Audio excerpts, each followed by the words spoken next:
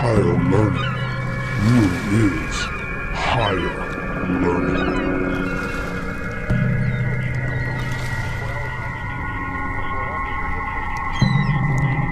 Here are your hosts, Dr. Jayhem and Mr. High.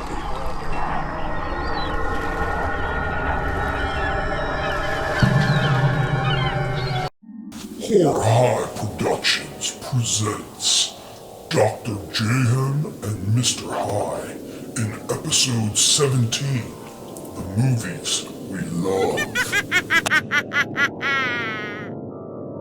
What's up, guys, and welcome back to Horror High. We're your hosts. I'm Dr. Jayhem. And I'm Mr. High. What's up, guys? Happy to fucking talk to you. Episode 17. 17. Wow. And this is our Valentine's Day episode because we're going to talk about the movies we love. Yeah, exactly. And when you first pitched the idea of a Valentine's Day themed episode, I was like, well, what the fuck are we going to talk about? My Bloody Valentine, that's it. And I guess that one movie, Valentine's Day, and it was from the 2000s. But that's it, dude. You got like two options. Was Valentine's Day a horror movie? Yeah, it was like one of them like early 2000s, late 90s slashers. Wasn't there a Valentine's Day with Taylor Swift? I think so, yeah. Okay. No, different movie. Gotcha. Because I was like, was that a horror? I never watched that. Nah, different movie. But there wasn't too many options. And then I was like, are we going to do romance-themed horror movies? Like, that doesn't sound too appealing to me. But I love where we decided on. I do too. I can't wait to talk all these because movies. they're all movies we love. Exactly. And honestly, My Bloody Valentine was good. The remake, I really liked the remake. Yeah, the first one wasn't bad. The first one I really enjoyed the first one. The remake, I don't remember it too much. Like I watched it whenever it first came out, and I remember a good amount of it, but I don't remember enjoying it as much as other movies. I'm going to have to check it out again. It was definitely good. Cool. Watch it for Valentine's Day. Yeah. I probably will. Will. But we also were going over last episode's report cards, which was Animal and Monstrum. Yep. And I really enjoyed Monstrum. I cannot wait to talk about that one. Like, if you love Kung Fu movies mixed with monster movies, that's the one for you. It's a match made in heaven. It's amazing. Animal, which came out in 2014, I think Monstrum's recent. Monstrum came out within 2020, I think, maybe. No, 2018. 2018, yeah. That's right. Because that was a Shudder original. Yeah, it was a Shudder original. Right. Yeah, man. But Animal was, like I said, 2014. Director Brett Simmons, and the cast included Joey Lauren Adams as Vicky, Elizabeth Gillies as Mandy, and Kiki Palmer as Alyssa. Joey Lauren Adams, she actually is the biggest name in this, I think. Eve was in it too. Yeah. But she was in it real quick. Spoiler alert. Kiki Palmer, what was this, 2014? Yeah. This was probably right after her, what was it, Disney Channel. So the height of her. She was probably, a little bit popular, but no, getting into these kind of movies, which I guess people do that because, Friday the 13th remake had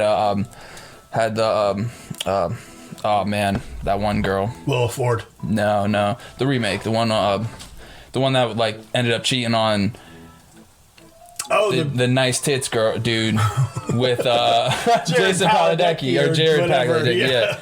Man, what the fuck is her name? Oh, is it Amanda something? I don't. From the Friday the 13th remake. I don't remember if it's Amanda. You know what I'm talking about, right? I do know the who you're redhead. talking about. Yeah. Okay. The main girlfriend. Yeah. Mm-hmm.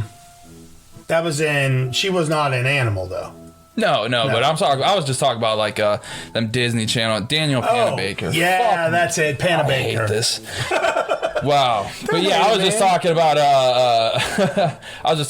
how them Disney Channel stars usually go from them little kids shows to horror movies. They do. They tend to. Yeah, for the most part they always jump into that genre in the beginning of their movie career eventually, and Kiki Palmer was no different, which I was surprised to see that. I didn't know she was in there.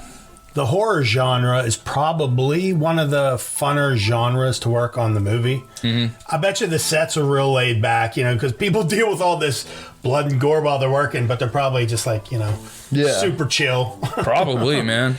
So yeah, and plus you're working. It's cool. You're getting a paycheck. Fucking right, man. Who doesn't want to be on a movie? Fucking right. I mean, you hear the horror stories and like these from like these actors and stuff, but in the end, like I kind of look at it like it's like some sort of fucking what's it called?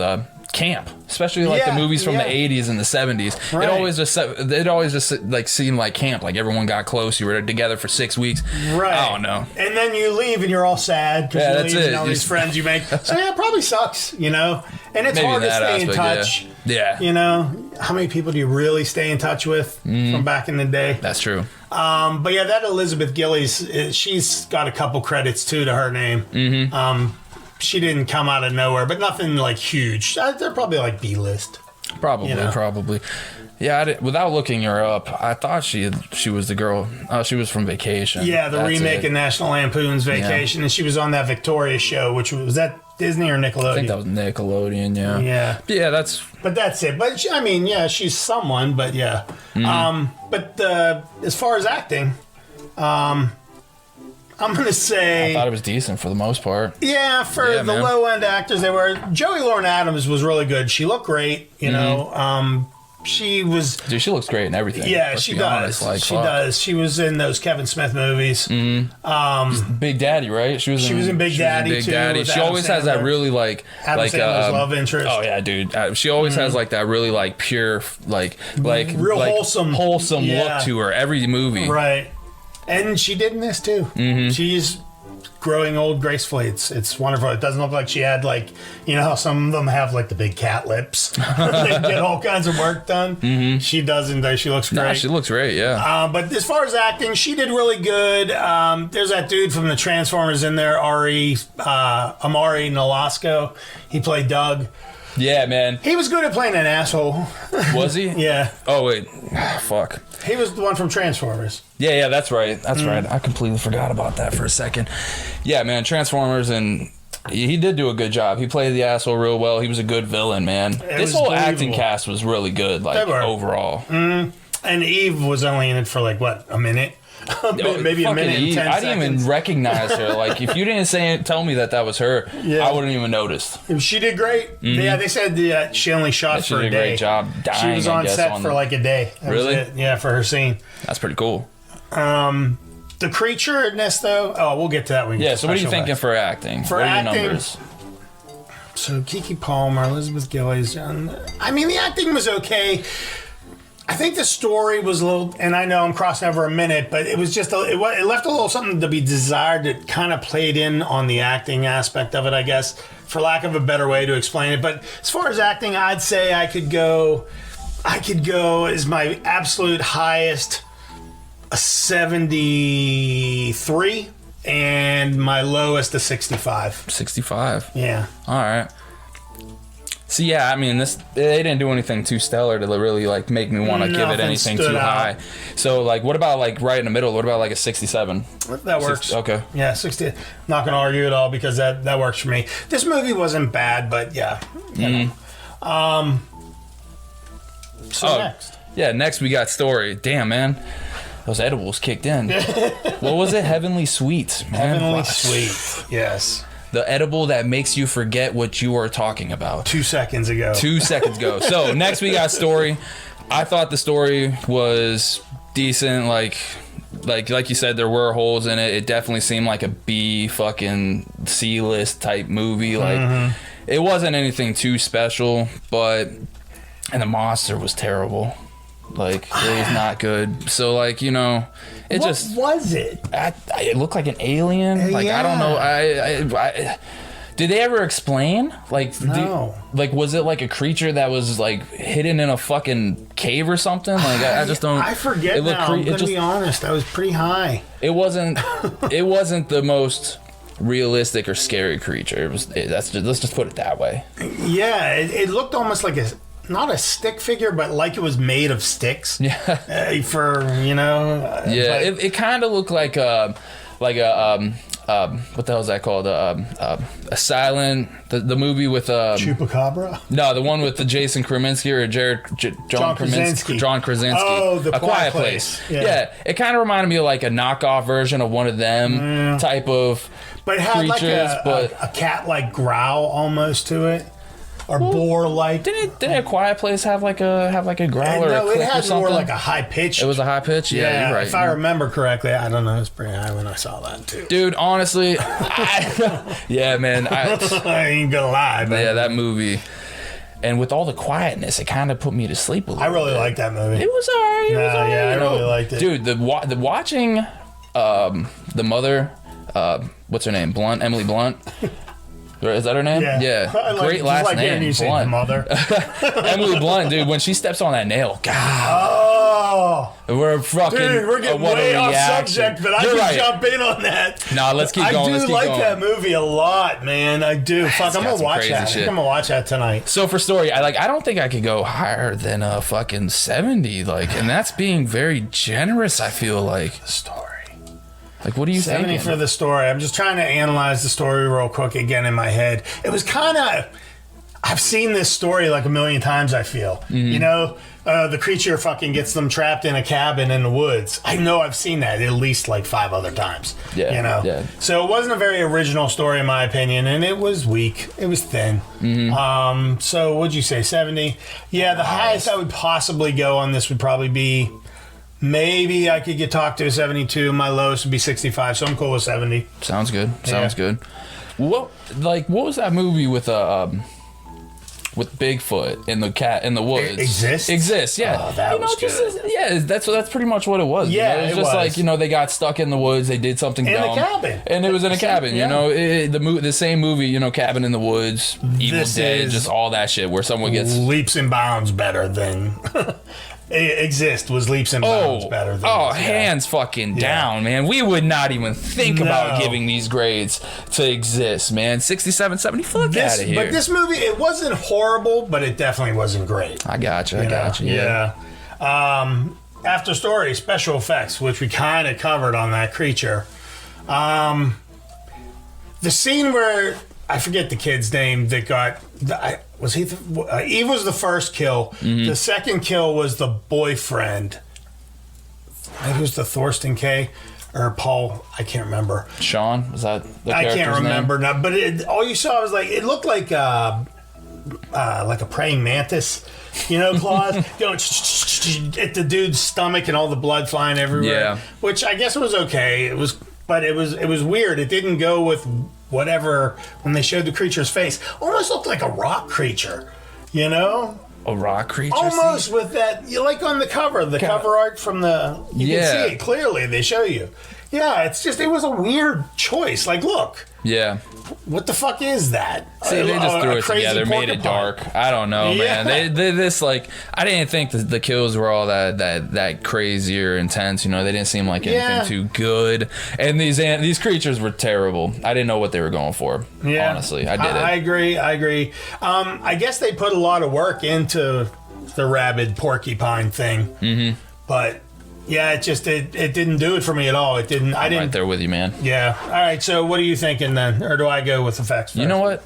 Let me hear what you want to do. And I'm not even gonna. I don't even want to give a number. Can you?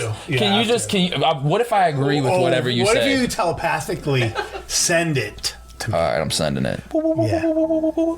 And later in post, we're gonna put little waves and shit. Yeah. All right. So the number that I think it would be perfect. I was just fucking mind effects. whatever. Here, wait, I think I can feel it. The mind cloud, that's what I'm calling it. I'm fucking mind cloud dropping. 60. Am I in the area? That sounds right. 63. That sounds perfect.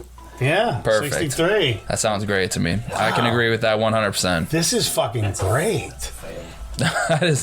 That's a D. No, that's a D. When I was in school, that was a passing grade to me. 100.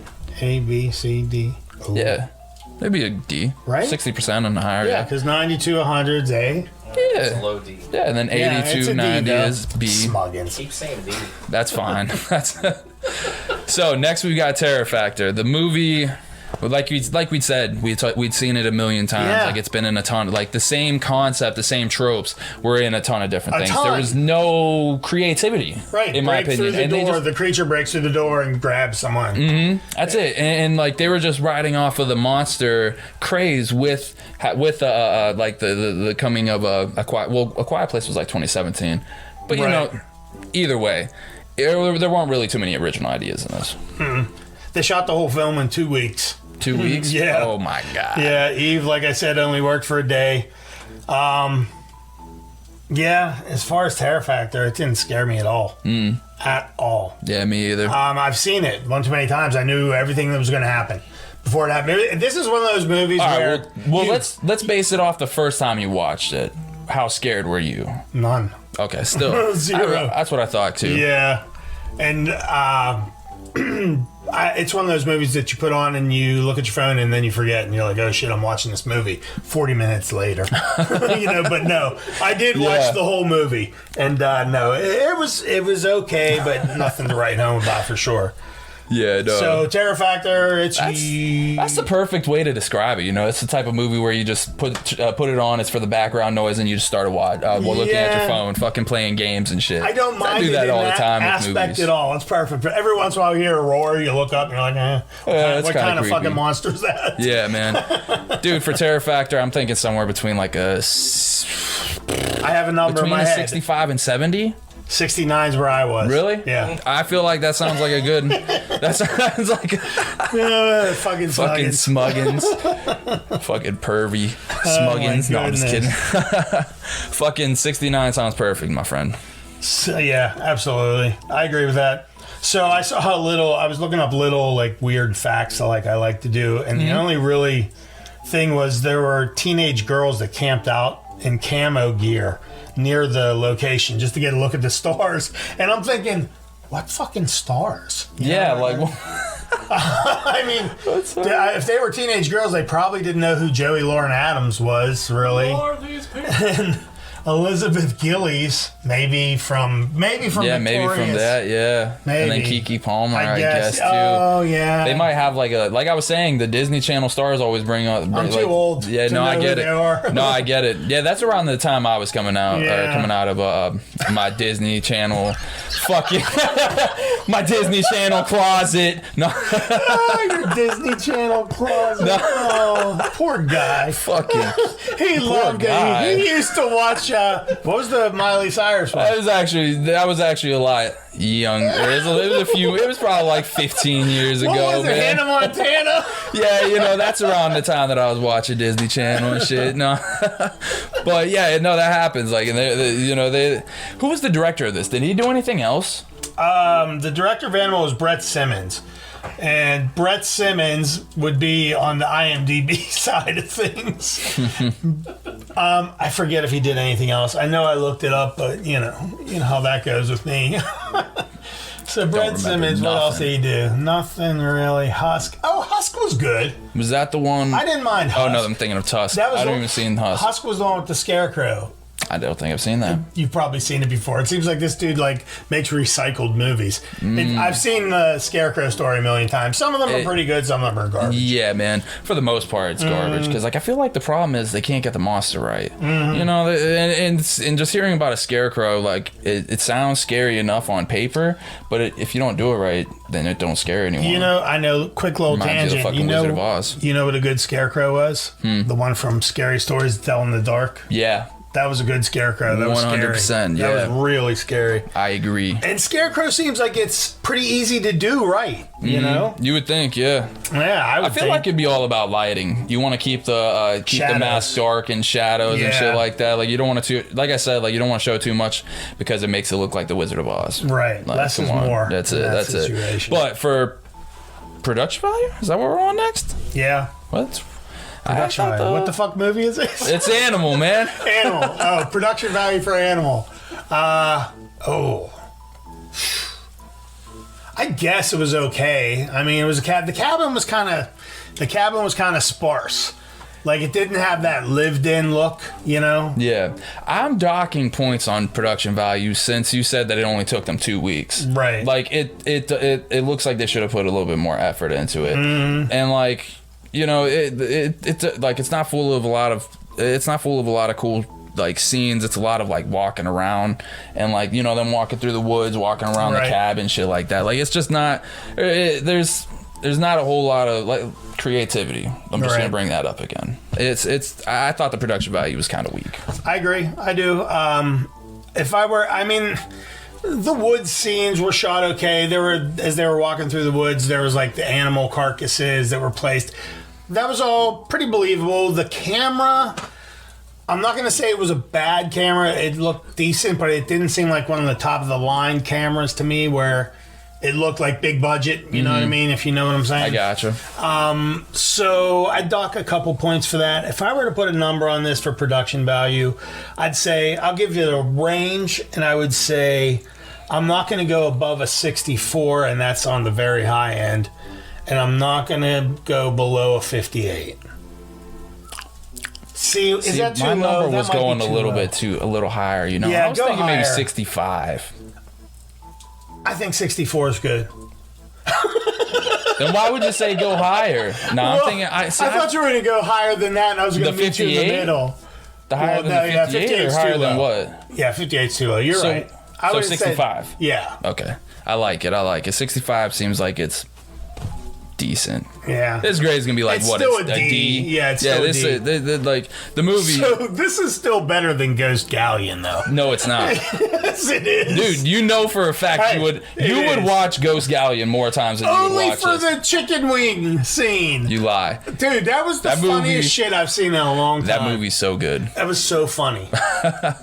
What's going on? What's happening over there? Our overall grade for Animal is a 66.8%. You know, don't listen to Dr. Jayhem. He's lying. He would definitely watch Ghost Galleon before he watched this For the again. chicken wing part. No. It's You know hilarious. it's good overall. Hilarious. Amazing. Oh my goodness. So yeah, that was fun. The movie, like I said, if you got, you want to check out some shit on your phone, put it on, look up every once in a while, you'll be like, what the fuck? But it's not bad, I guess, in that aspect.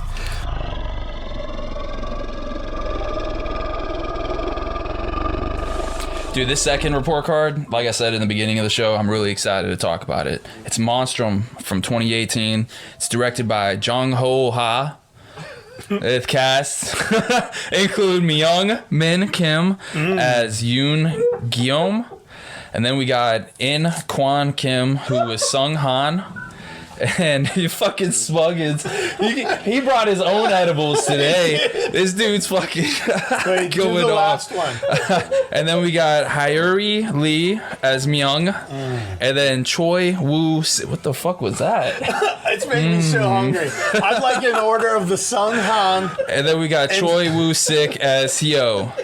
I think I did good. You did do good. You know what? I kind of based it off. Well, no, I don't want to say that. Yeah, you did. Never mind. It does. It makes me hungry. It looks like yummy food from like. That's funny. A restaurant. Dude, this. I like the Choi Woo Sik. Man, I hope I didn't butcher any names, No, I guys. think To be you did honest, good. like, but dude, this movie's cast and acting like it was. Was this a Korean film? Yes, yeah, it definitely was. It was, dude. They. It's fucking smug. It's going off today, Man, is he fucking high again?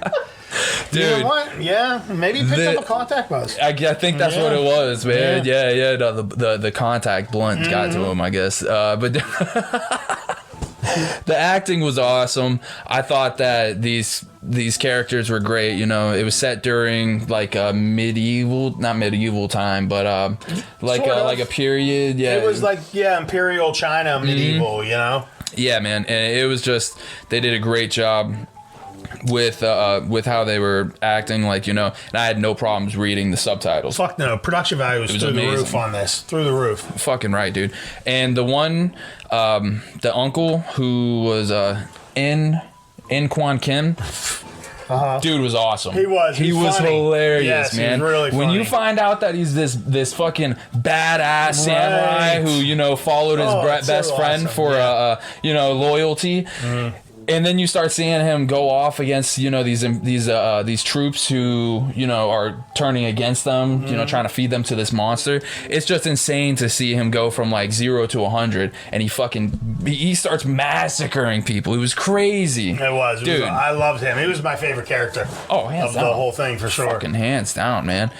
But you know, this whole like they were all great. Hyrie Lee, she was awesome as the daughter. She was funny. Dude, she was charming. Whenever her and the other character had that flirting, you know, kind of like love interest type shit. They did a great job in this movie. Was Choi Woo-sik. Was that who it was? Yes. Hyo? Choi Woo-sik. Woo-sik. All right, cool. Yeah, they did a great job, and I think this acting, I think it deserves a B. I think it deserves like 80%, 85. Oh, yeah. Yeah. All right. Yeah. I like that. Okay. Would you say 85? I said 85 would probably be my high, but for acting. Yeah, no, you know what? I think I agree, because we've talked about this, I think, as recent as last episode. Yeah, probably, because we were talking about creatures with Host and stuff like that. Yeah. I love the Korean creature movies, and this is a Korean creature movie. I think this is my favorite Korean creature It's a lot of CGI, but they do it really well. Yes, they do, man. And we'll talk about that later in effects. Yeah. But I don't understand the culture, so that's the only thing that makes there's that little bit that I don't, because their cultural beliefs and things they do seem different than what we do here. Okay. You know, and what in this movie made you think of that? In this movie, what made me think? Oh, the way in the beginning when the uncle, like, I didn't know what the dynamic was right away between the father, the uncle, and the daughter. Okay. Because the scene where they were like playfully playing in the water, because she's older, and I guess here in our culture, teenagers really want nothing to do with their fucking parents. Yeah, that's true. This was probably like 100, 200 years ago, too. Right. There is that. There wasn't a whole lot of options. So it may not even be a Korean culture thing. It may be a time culture thing. That might be it, man. You know, right. So yeah, no disrespect. No. Compared to where did I'm not even starting with you. Compared to like some other Korean movies, like Train to Busan. Oh yeah. And you know they're sitting there tickling each other on the fucking weird train and shit. Yeah. There's this probably had the least. An adult male baseball team playing tickle fight on the train. That's what I'm saying, man. There's some stuff in the Korean culture that I would agree with that you would say, you know, it is weird. Right. But it was weird. Just because the not that there's anything wrong with that. Yeah. Per se. But I'm not this saying movie, that, but I didn't see too much of it. Yeah. No. That was weird to me. That's all. Just the beginning with the dynamic between them. I didn't know what they were until they actually announced their relationships. So I couldn't. But like I said, that could have been a time thing. It could instead of a culture thing. Well, in the beginning, he takes her.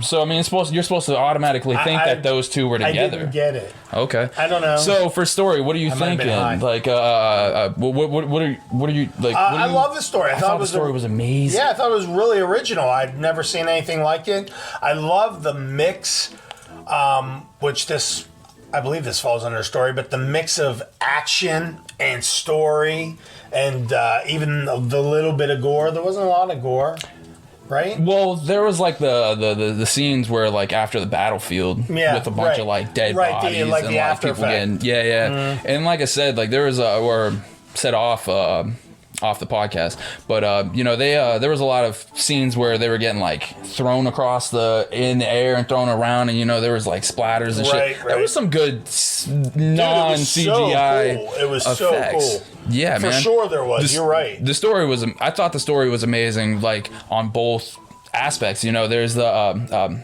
like this movie makes you think that it's one thing, like the monster's the villain the entire time, but as you gradually watch, they do a great job of showing that that's not the only thing to worry about. And I thought the movie, yeah, man, it's always man. And you know the story, like the whole time they are, you know, talk like it's a great storyline. Like they will fucking surprise you. This movie will surprise you. I know. Like it's got a lot of twists and turns. I have become such a Korean horror fan as of recently. Yeah. You know, I think they're really doing good, and I agree. This movie is really cool, and The monster, I would love to have seen a practical effects version of the monster, but I don't think the monster was the monster was so intricate with everything it had going on. I think a live action monster would have been insane. Yeah. Insane. That'd have been tough. They could have. I mean, maybe if they like did something kind of like the American Werewolf in London, where they have the werewolf walking through. That, you know, what is that, Big Ben, like the like, downtown London or whatever. Right. They could have probably like created an animatronic version of the creature and then maybe like use camera angles to make it look bigger than it actually was. Like, if I'm always down for practical effects, and if they could have pulled that off, this movie would have been through the roof for sure. But it was really intricate, everything that was going on with it. Right. It would have been a hard thing to build for sure. Yeah. And amazing if they did it right, did it well. What are we on story? So for story, I'm giving the number for this, right? What are you thinking? Yeah, it's very original. I thought it was very well done. The cultural or time aspect difference of it doesn't take away from it.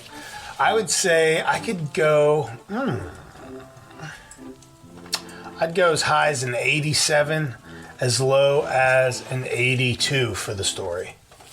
I like it, man. You just want to go 85? Yeah. Go in the middle there? That sounds good to me. Dude, like the why story. have we been so agreeable lately? I don't know. We need to come up with a movie where we fucking new us? Is that it? Maybe that's what it is, man. You know what? I think it's me not arguing with you because your arguments are so baklava. They're just so flaky and thin. It's like talking to a brick wall. No, I'm just kidding, Dr. Jayhem. It's like talking to a meatloaf. Thank you. Very dense and thick. That's true. We need to keep up on the fucking food references. I forget that shit sometimes. That's right. But so next we got special effects, and the CGI was amazing, like for the most part, and they did a great job of like doing kind of like Steven Spielberg did in Jaws, and didn't really show the creature too much. Like you saw a lot of great approach to this. Always, you saw a lot of like fast running in the background. You saw like eyes in the distance. Like you didn't get too many like good views of the monster in its entirety, especially not until the end, in my opinion. Well, you're right. I agree. The way it is, because you do. There's a scene where it near the end where it jumps off like the cliff there. Dude, that monster was cool. It was really cool. But what was it? It's like part cat, part bear, part badger.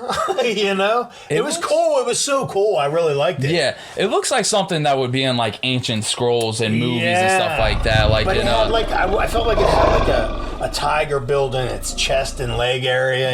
It definitely seemed more animal than anything else. Like, it was a very, very cool creature. It was. I agree. And the kung fu aspect of it, because that falls under special effects too, right? I would think, man, for sure. Yeah. It is a really fun. It's a guy's movie, I think, and nothing against girls, but historically, or not against girls, historically, guys like these type flicks, girls like the chick flicks. They're actually called chick flicks. This, to me, is a guy's flick. Hey, it's all action. That's true.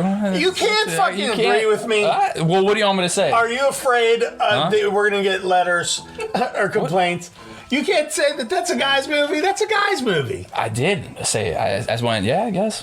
Yeah, that's true. I did. Did I not agree with you? I stand alone, this son of a bitch, man. I guess I stand alone. Dude. It's a movie everyone will enjoy. I think guys appreciate it more. Probably. Like men's men. You're probably right. I mean, there's certain demographics that these movies like cater to, and especially like go towards. And this probably would go towards. Most people always, it's usually dudes that go for kung fu movies. Right. So people like watching. Yeah. Like, I mean, people like watching other people kick each other's ass. Like, of course. I don't know. But for special effects, I think I'd have to go. You know what? I'm feeling it. What about an 85? For special effects. Oh, see, I did, and the effects. The guy's flying through the air. CGI is rough for me, but I did like this because the uniqueness of the Monstrum, which I think Monstrum might be a way to say monster in Korean. Probably. Because it comes up a lot when you search for it. Monstrum. Yeah, that's true. That's true. That's true. So for special There were effects, sword fights in there too, weren't there? Like they were just you said fucking 85? Yeah. I'm gonna say 86. Okay, that sounds Because good. I have no I reason to totally disagree. forgot about the sword fights, and as soon as you said that, I was like, it needs. I could even go 87 if you wanted, honestly, because there's a lot to it. There's the CGI, which I'm not a fan, but it was so cool because the monster was unique. There's the throwing the fucking soldiers through the air. Yeah. There's the sword fights. The diseases that the painted the makeup the effects, boils the and boils shit. and all that stuff. They think just 87. did it. I can go 87. That sounds good. Let's do 87. It's a great special effects movie overall. There's so much going on in this movie, but it works, man. Like it's amazing. So for Terror Factor, you tell me if you agree with this. First off, check out my cool Horror High mug. You know what? Did I show you this? You did show me that, but I have been checking it out on the fucking desk pretty this whole sweet. time. That thing is badass, You man. guys see that? That's pretty sweet. There's a little fucking weed leaf on there. Yeah, it's a great mug, man. You made a great purchase. We can talk about that. But anyway, for Terror Factor, tell me if you agree with me with this. I wasn't terrified because I felt that Monstrum only went after the bad guys. That was kind of the impression I got from it. I guess Like, they kind as a of like good person- after, yeah, but they were feeding people in villages to this thing, Yeah. and Good people. Just good people. Yeah, they were going out, killing all of these villages, infecting them with these diseases so that they could feed them to this monster. But that was That's the men scary. that did that, right? Yeah, man. Yeah. Yeah. So maybe the that is monster in scary. general. The monster, I didn't fear the monster. I should put it that Okay. way. He did definitely seem more like the monster definitely seemed Was more the like good an guy. anti-hero. Yeah, like yeah. it was just being natural. Like it was just being defending its what it was. Yeah. Yeah, because if you walk into a fucking lion's den, you expect to get attacked. Right, Like no right. matter what, that's just nature. And that's probably how it was for this monster too. He was just attacking whoever was showing up on his turf. Right. So, with that part, I guess the monster really wasn't all that scary, but there were scary elements and terrifying parts to this movie. Mm-hmm. Just like the scene Oh, I where agree.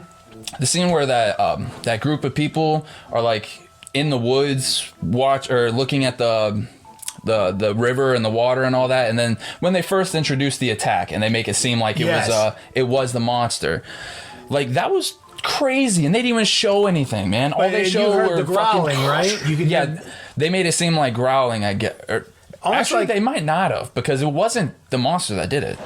Okay, so the first introduction of the monster I thought was scary because you didn't see it. It was like you were saying, the less is more type approach, but you could hear it like stalking through the woods, and that was fucking scary because you don't know what's coming.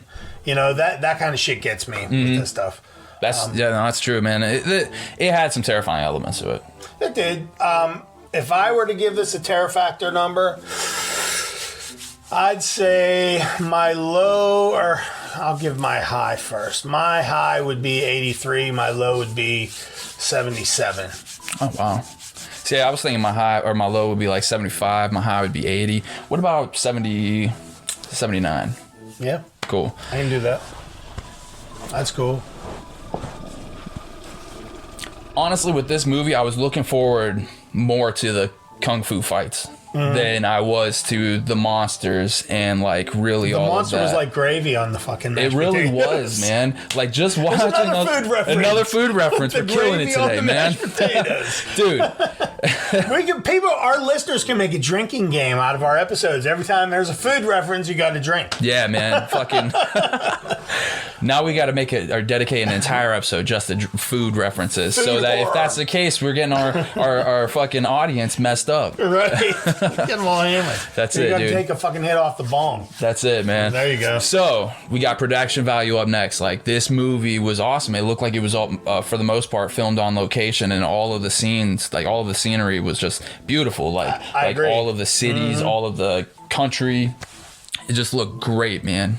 The hills, the fucking cave or the hole that the monster was in. You know, it was just awesome, dude. And seeing, that's another thing, seeing all the carnage when they start going down into the hole, and like all you're seeing is dead bodies all over the place. You know, half-eaten people and shit, dude. The movie's just, as a production, it's just they did a great job. I'd watch this movie over and over again. I agree. No, I did. I've watched it, I think, 3 times now. And I just heard about it probably within the last year. Mm-hmm. So, watch it 3 times in a year. It's not bad. Came out 2018. I wonder, has Shudder been around that long? Yeah, Shudder's been around for a while. Yeah, I think Shudder's been around for a minute. So, it was a Shudder original. I imagine it premiered on Shudder. I believe it was, yeah. No, I agree. Production value. Did you say a number? I didn't say a number. I agree, though, with everything you said. It was the scenery was beautiful, which all those movies are. Like even the Japanese samurai type movies, they're always beautiful. The cinematography was great. In this movie, you could like take any still frame and like make it into a portrait picture. Like it was awesome. Like whether it was 2 people standing off to sword fight, whether it was the hills or the monster in the background, the trees, man, really cool. The rivers. Or just like the farmlands. It was all great. Like the production, like they did a great job finding these spots. I got my range, I think. What you thinking? I'm thinking 79's my low, 86 is my high. 86? Yeah. See, I was thinking 85 would be my low and 90 would be my high. I could do 87. Okay. I could do 87. All right. Yeah, I could. That sounds good to me. Because I was actually thinking I should have said 87, so yeah, I'm cool with that. Okay, 87 sounds good to me. I did really enjoy this movie. Fucking right, dude. The movie... I did. And I have problems... Wait, what happened to... I have problems sometimes with subtitles because I'm a little blind, as you guys know, Smuggins and Dr. Jayhem.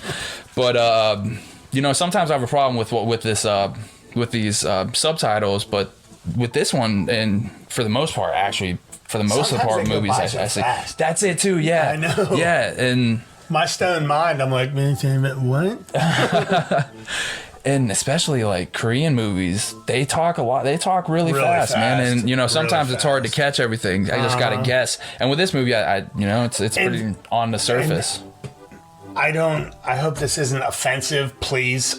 But I feel with like Chinese subtitle movies, it's slower because like to say like one word or one little phrase, it's like they say this whole big block of words to say like hi. Yeah, that's true. It's just one little word. So yeah, but with this, it seems it's the opposite. They say a lot more with small pieces of words.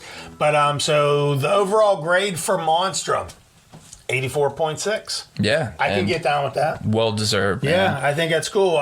So that's definitely a recommendation to watch if you haven't seen it. And if, like Mr. High was saying, if you're into kung fu movies and monster creature features, this is your fucking wet dream. For real.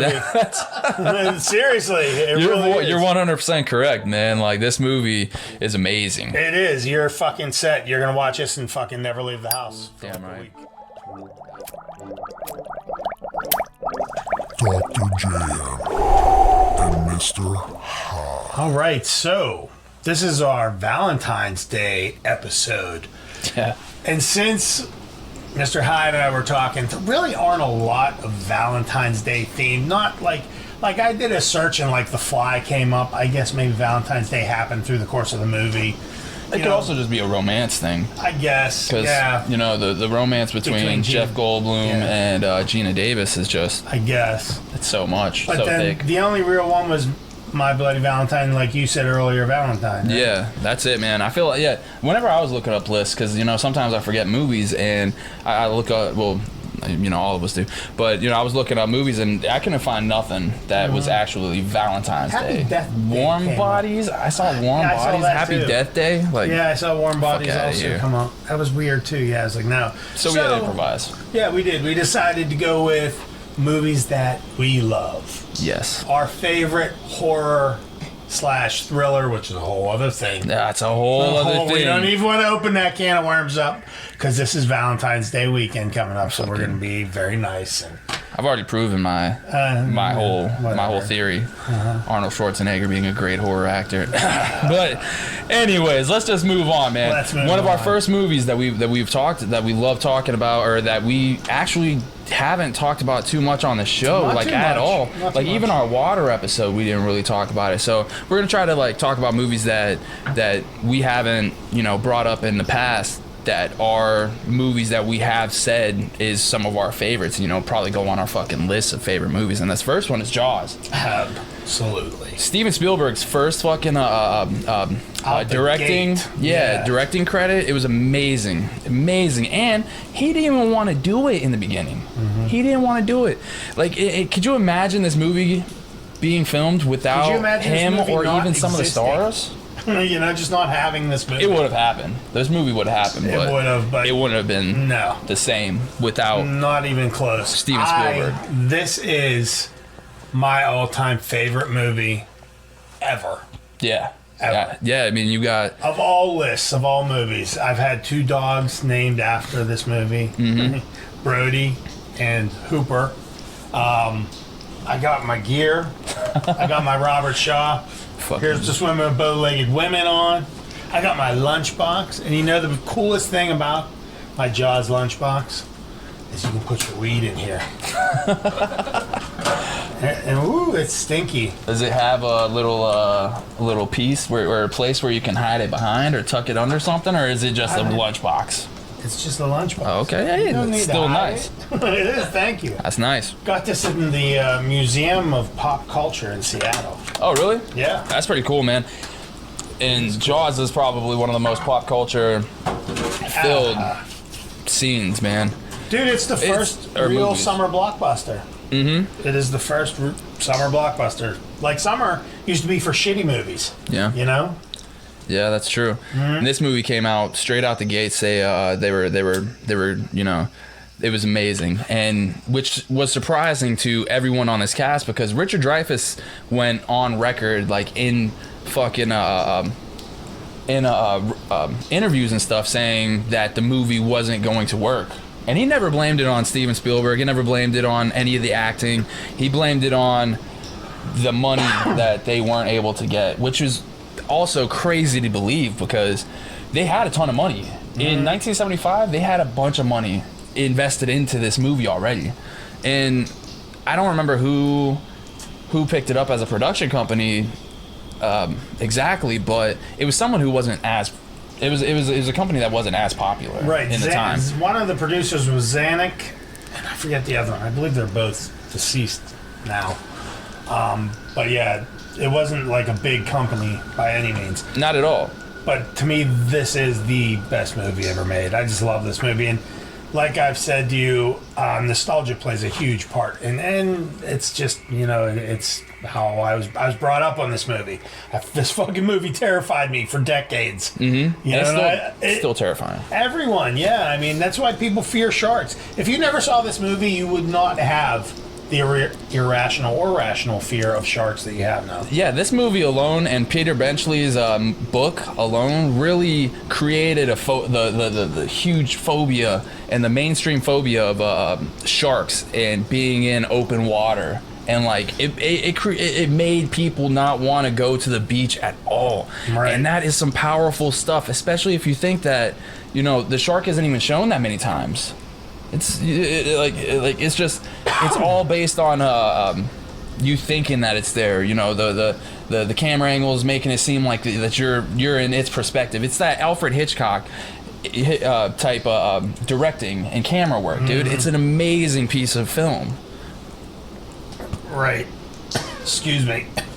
They had the worst trouble though making this movie. This movie was supposed to be shot in 2 months. It took them 7 months, 4 of which were at sea. Yeah, and at the time, even to today, it's unheard of to film at sea, because you can't really expect the weather and the water to cooperate with you and get the shots that you want. And they couldn't tell the people in the background, the people boating, big boats, that they can't. That they can't be on this part of the ocean because it's the ocean. Yeah. So it was like this movie was all about well, not all about, because they definitely had their problems with mechanics and Bruce the shark, you know, shit like that. But this movie was all about waiting. And they were waiting for the perfect shot from the water. They were waiting for everyone to leave. And, you know, this movie, the fact that it actually became what we know today and how popular and the fact that it actually was done at all after them continuously, is a fucking miracle, because they're continuously asking they were continuously asking for money, for more money.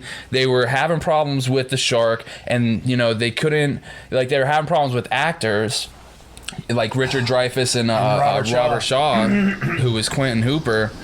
And you know, then you also, like, there was very few things going right for this movie, right? And it was crazy, dude. Robert Shaw and Richard Dreyfuss, the tension between them is what resulted in the performance, you know, that you actually see. They said the tension between them was insane. How bad they couldn't stand each other. Yeah. A really cool fact that I found out about this movie, I forgot about this, I wanted to tell you, is Lee Fierro. She played Mrs. Kintner. A couple decades after this movie was filmed, she was out to dinner at a seafood restaurant. I'd heard about that, you know this? Keep and going, there was keep a going. sandwich called the Alex Kintner sandwich or something like that. And she told the server, I played Mrs. Kintner, like, you know, in that movie a long time ago. And the owner came running out to meet her, and it was Alex fucking Kintner. Yeah, I It's saw, fucking dude. so cool, man. The world is so small, man. So small. It's crazy to see that kind of shit, dude. That's amazing, man. That blew my mind when I saw that. I agree. That is so cool. The lady who had played the mom Kintner, what was her name? Leah Fierro. Leah Fierro, dude. Lee Fierro. She was amazing, man. She said that she had to sit there and continuously smack Roy Scheider in the face, like, over and over again, 17 takes. And it's 17 takes. That's crazy. And I don't know if she was really holding back too much. Like, she said, she admitted later one time she actually knocked his glasses off his face. It's fucking crazy, man. Yeah, she was giving it to Roy Scheider in real life, just smacking the fuck out of him. That's so funny you say that part, because that is the part I have the biggest problem with. Like, why didn't the chief say it wasn't me? It was the fucking mayor who was standing right next to him. I wanted to close the beaches. He said no. I guess snitches get stitches. The book is more telling of all of that shit. The mayor and the mob and things like that are more focused on in the book. That was the whole problem. That's why he couldn't tell. Mob. Well, the mayor did, yeah. Roy Scheider, you know, Chief Brody, he couldn't say anything, because if it went against the mayor, then the mob would have got hit with it too, right. And then it was just going to be a big thing, and they didn't want to create a huge uproar and ruin the vacation period. And that's actually said in the movie, I believe. It is. That they that was why they didn't say nothing. And I guess you could have said, you know, hey, it was his fault, but who's gonna believe you? Right. It's always been your fucking call. Well, here's the thing with that, and I just thought of this right now. Like, saying it ruined the vacation period. Like, say I booked a house, for example, at the Outer Banks, and not so much a hurricane, which is a real fucking disaster, but a shark. There's a shark on the beach that there was an attack. Oh shit. No, I'm just saying. Oh, okay. Hypothetically. You're telling me some real shit. I was like, wait a minute. Hypothetically, what? so say there's a shark attack. None of the places where you're renting is going to give you your money back. So these people are going to go there. No. They're just not going to swim in the water, you know. So you're going to get them there anyway. I thought that in Amity Island, or where they're at, it was mostly people who had owned properties on there, businesses maybe, and relied on like and stuff like that. It was stuff like that. It was people coming. Like it was people that lived in other cities but had houses there, and they were just going for their beach house type shit. Right. You know, it was rich communities. But in the book also, they do bring up like how there was a shark attack and people knew about it, and there was actually families going to the beach to view the shark, or to see if they can catch a glimpse of the shark. And I can't remember if that was like before or after Mrs. Kintner smacked Chief Brody.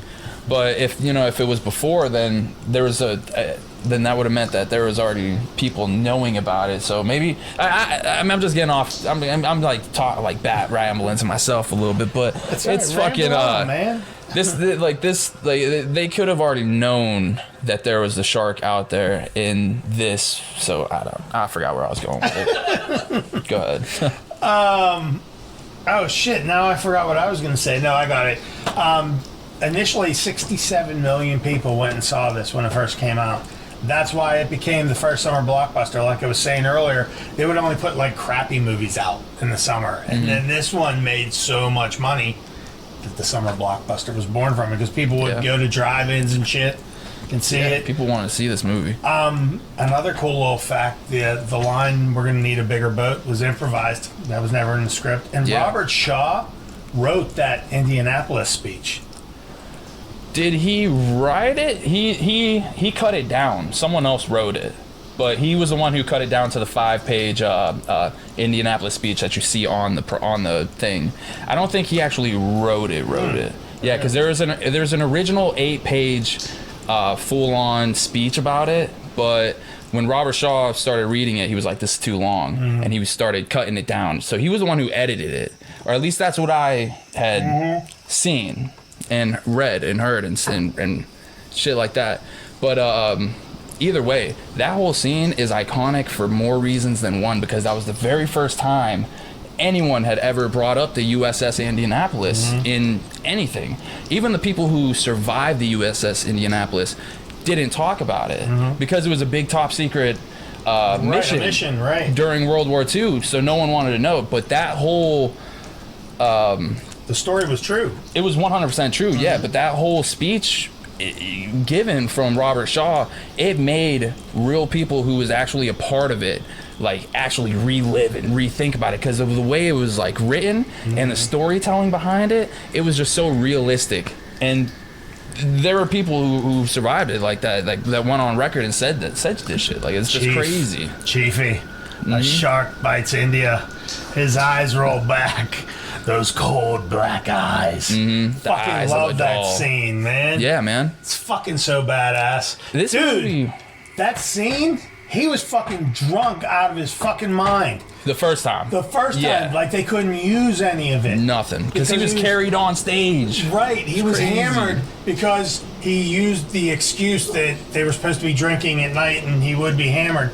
But like it was unusable to the point where he called Spielberg and apologized and said, "I'd like another chance." Yeah, like he called him up and was like, "Hey, how bad did I embarrass myself?" Right. And like he felt so bad, but then the next day he came in stone sober. Robert Shaw is an amazing actor. Let me ask you if you found this in your research.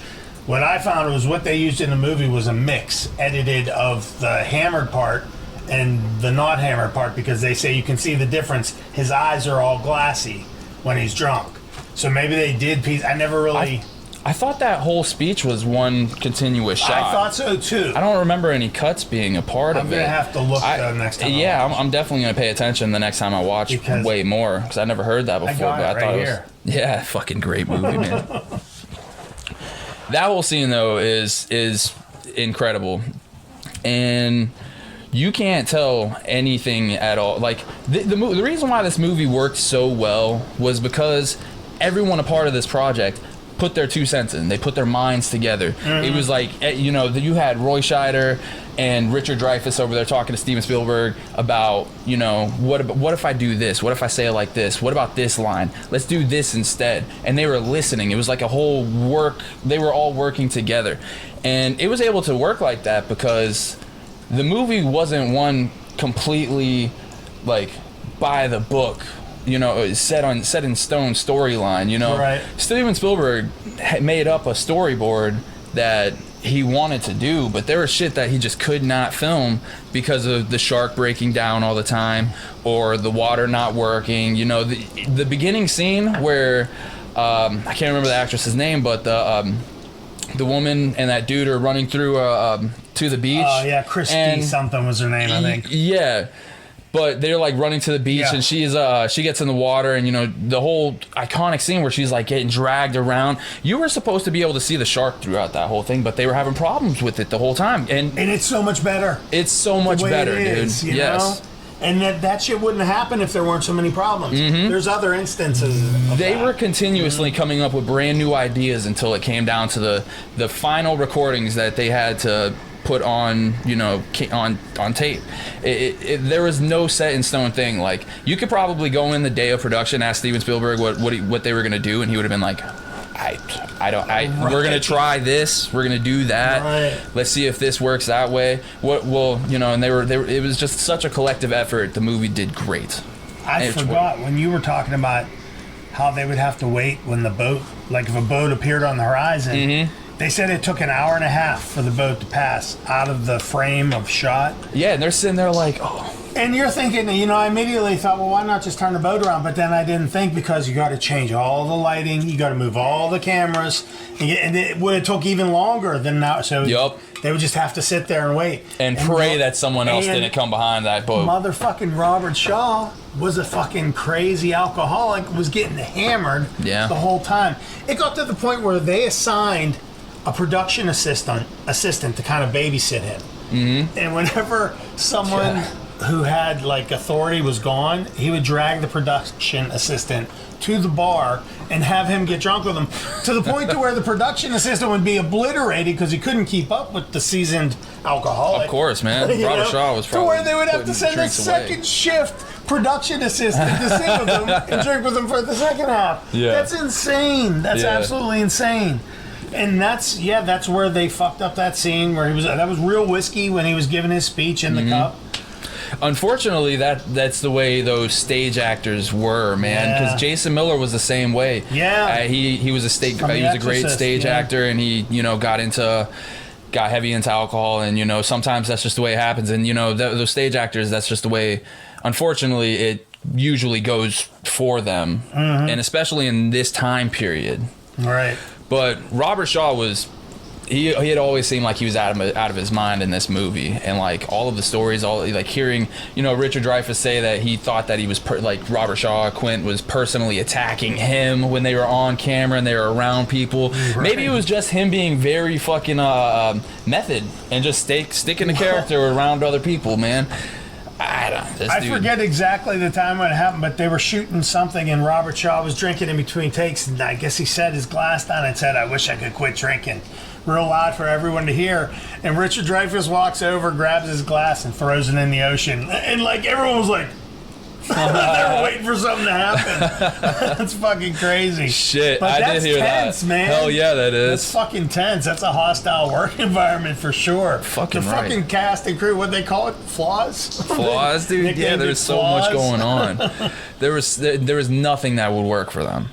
And you know what's crazy? It's probably one of my favorite scenes. And I didn't realize that it was just thrown in the last minute, like during editing and in someone's pool. And it's a scene where Richard Dreyfuss and Robert Shaw go out into the water to inspect that boat. I can't remember the dude's name, Mr. Jenkins or some shit like that. Some generic ass name.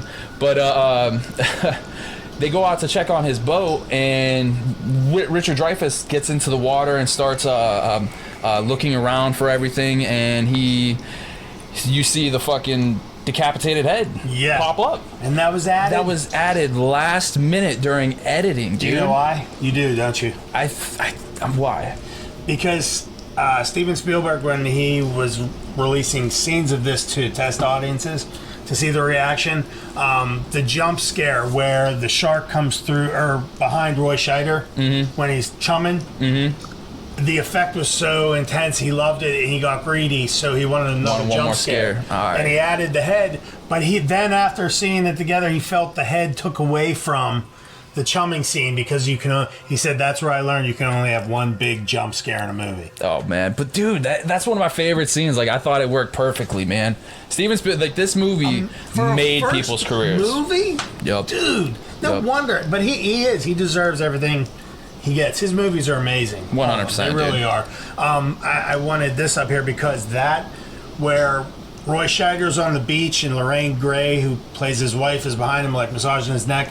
And when he realizes or sees a glimmer of Alex Kintner being attacked by the shark, when that camera zooms in and kind of zooms back on him, it's such an amazing shot. Like the realization on his face of all that. And actually, they teach that in film school, and it's called the Jaws shot. Oh shit! Really? Yeah, that's how fucking cool that. It is such a cool. You feel that. It almost gives you goosebumps when it happens. It does me anyway. It does. Yeah. That is one of my very favorite shots of that movie. It's just so cool. Inspires, like I said, goosebumps. This movie it has so many inspirational parts to it. Like you could do anything, but it was so dangerous recording too. It was. The scene with Alex Kintner, and you see him, getting pulled down. Or the jumping up, and you see all the blood shooting out. That's someone like sitting under there shooting stuff. It took them almost 15 takes or something like that. It might even been more. It got to the point where it might have been like 8 or 9, because I feel like that would have been too much. But all right, either way, it was a lot of fucking takes. Did they have it got to the point on, or were they holding their breath? No, it was a kid. It was supposed to be. Well, it was probably the people shooting all the shit up, or the chum and all the blood and stuff had probably scuba shit on. Yeah. But it got to the point where they had someone sitting there dunking the kid because he couldn't get it right, man. He was exhausted, probably. He's treading water. But like the whole dangerous part, like the kid, like and the same thing goes with the actress in the beginning, where she's getting dragged around and she's over there screaming, bloody murder pretty much. Like if they would have actually been hurt, no one would have known. Right. How would they have, like, the scene goes on for what feels like forever, and in that sort of situation you could go at, like, black out at any time pretty much. Absolutely. It could get real bad at any point, and it's just crazy to think that these 70s filming styles were so fucking dangerous, and like it was just like but I feel like it adds it to the legacy and the legend of the movie. And I don't know though. I think some of them were and some of them weren't. Like I think Spielberg cared about his actors, because when the orca actually started sinking for real when it wasn't supposed to, he was like, get the actors off. Yeah. And the sound man was like, get the fucking sound people off, because the camera actually sank. And they thought the fucking film was going to be ruined. Yeah, they thought they were going to lose shots. Right. Luckily, it was, I forget the name of the film, but it was developed in saline, which is saltwater, so they quickly sent them off and saved everything. Didn't lose a take or... It's fucking great, yeah, man. A piece of it. Yeah, no, don't get me wrong. I don't think he put them in those situations to hurt them or to actually put them in that. Yeah, but no, some of those filming, some of the way these movies were filmed, like in The Exorcist, also, they went through some shit in that movie, and that's just the way it was in those times, and you got to respect the acting even more to the top degree, because they went through it and they fucking... Is that method? Method's more like where you like stick to your character and you want to be that person. So there's a name for this. I know there is. Probably, I'm not remembering it. Yeah, I think you're right. Because I don't know it's it either. super realistic. They're living it. Yeah, pretty much, man. Pretty much. The movie's amazing. Fuck yeah, man. Do you like any of the sequels? Before I forget to ask. When I first saw them, I liked them because of my being young and loving this movie so much. I was just happy to have an extension, and at least Lorraine Gray, was pretty consistent. But she wasn't in the third one, right? Because the third one's... She was in The Revenge. She was in 4. She was in the first, She was in second. 2, 4. 1, 2, 4. Yeah.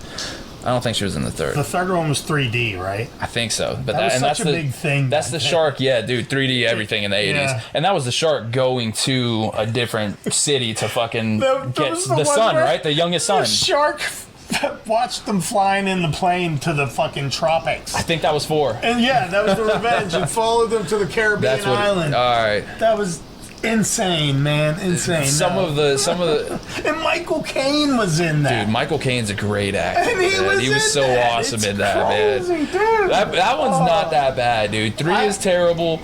2 is probably one of my favorite movies. We said this before when we did the water episode, man. If it's water involved, I'm kind of in. I'm already in. Yeah, I'm kind of in. That sounds great. Because it's always a good time for sure. Even the goofy, cheesy stuff, it's just great. But there's so much weird shit about this. Like, I think you knew Peter Benchley had a cameo in this. Yeah. Right? He plays the reporter on the beach. I didn't know who he was exactly, but I'd heard that. Yeah, that's Peter Benchley. But him and Spielberg butted heads on the end.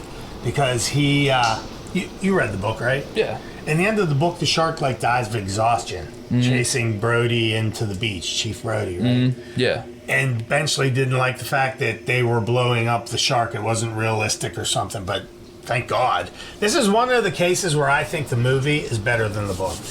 Oh yeah, hands down. You know? Hands down. And you could probably I mean, I never read The Shining, but I don't know if The Shining book could compete with the movie. I need to read it first to make my actual opinion. To oranges, because the movie's good standalone, you know. But yeah, the book obviously goes into way more detail. Yeah, yeah. And the same thing with Jaws. Like the Shining miniseries actually was closer to the book. Yeah, that was the one. That was the one by Mick Garris, right? I think Stephen Weber starred in it. Stephen King did it, and so did I think Mick Garris was in it too, or directed it. He might have been. I can't remember. I can't remember either. But go ahead. No, that was closer to the book, is what I was saying. And then what was in the latest one, the sequel to The Shining? Dr. Sleep. Dr. Sleep was really good too. Did you read that one? Yeah, I did. That was good, man. Yeah. And I was pretty close to it. As close as they could be without being like 4 hours long, you know? Yeah, man. Like I was while I was listening to it, I was seeing the movie in my fucking head. Right. Like you're 100% correct. Like it's really close to what they put on the screen. And way Will different Patton, from Will Patton. I love when Will Patton reads, and he does a lot of Stephen King stuff, and it's just everything great. that I've heard. Yeah, he does a great job with that. Will Patton's great in everything, man. I just watched a movie with him in it last night, and it was. He shows up in the most random shit too. I forget what the movie was called, but it was that Stravahosky girl that was on Dexter. The blonde chick. I don't watch Dexter. Oh man, and it was him. I want to say, anyway, her and her new husband go on a hike down into the Grand Canyon, and they get trapped, and he's their guide. It was I like him so much. He's so awesome. He is. He really is. Yeah, dude. Was that a horror movie that you thought about? Huh. It was like, I guess it was horror, but it's probably more thriller, you know. But it was fucked up. It was like The Mist. To me, like, really? I don't want to watch it again because of how it goes. Yeah, I get it. I get it, man. But yeah, Spielberg and him bumped heads, but then eventually he agreed that Spielberg's idea was better, and it was. Thank God. You know, who the fuck wants to see the shark die of exhaustion? Yeah, how boring. That sounds real boring. And Hooper was supposed to die. Hooper dies in the book. Yeah, but Hooper is also way different on the screen than he's a dick in the book too. That's what I mean. He's a big dick in the book. Yeah, but like he's like way different. Like they got him as a nerdy, you know, sort of like a full on geeky student type. But in the book, he's supposed to be like this, like super handsome. Yeah, like dude who's like getting everyone's woman, you know. He cheats on Brody, or he takes Brody. Yeah, he has an affair with, you know, Brody's wife, Chief Brody's wife, and like it's just crazy. Oh, I know. And it's way different from what they put on the movie. And I feel like this movie definitely did take a lot of different routes in its filming of the movie compared to what the book put out there. Right. And that's what makes it great. And that's what the great directors do. Like, you know, I'd already said The Shining, like you know, fucking Stanley Kubrick did whatever he wanted. And they have the worked, vision 100%. as, like, while they're putting it together to see where to make appropriate changes. Like, with this movie, they had a second unit shoot the real sharks with the smaller cage. They used a smaller cage because the real sharks weren't as big as the shark they were using. They were using 16-foot sharks, right? Right. Yeah. And they used a jockey, you know, like a horse jockey. Yeah, it was like 4'9" in the cage. And that shark, in the movie, you see the footage of the shark really getting tangled in the cage. The jockey got out. The footage was so good. Spielberg wanted to shoot more, but the jockey was like, fuck you. Fuck that, yeah. I ain't getting back in the water. There's not enough money you can pay me. Yeah. But anyway, the footage they got was so good, they rewrote the script because they were going to kill Matt Hooper's character in the movie. Shit. They rewrote the script based on having that footage and him not being in the cage, of him getting away. And I'm so glad they did that too, because they made these characters so much more likable. I even like Quint. Dude, Quint's amazing. He's supposed to be like an anti-hero, but I fucking love Quint. Yeah. Without him, this movie wouldn't have been what it was. Yeah, you really like like gain respect and a lot of, you know, it's the movie's amazing.